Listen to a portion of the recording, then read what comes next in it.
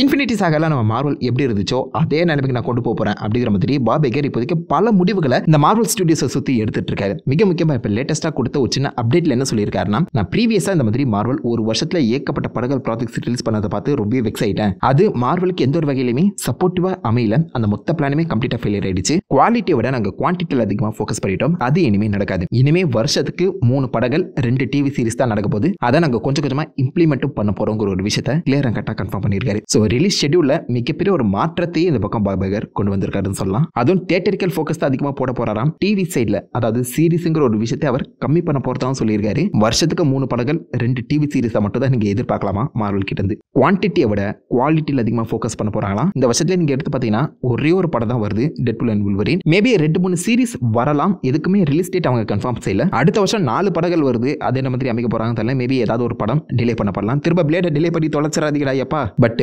குவான்டிட்டியை கம்மி பண்ணி quality increase பண்ணுறான்னு சொல்லும்போது நல்லா தான் இருக்கு. இன்ஃபினிட்டி சாகா ரிலீஸ் ஷெட்யூலுமே அவங்க ஃபாலோ பண்ண போகிறதான் சொல்லியிருக்காங்க. இந்த மாற்றம் மார்வலை மாற்றுதா இல்லையான்னு சொல்லி பொறுத்து வந்து பார்ப்போம்.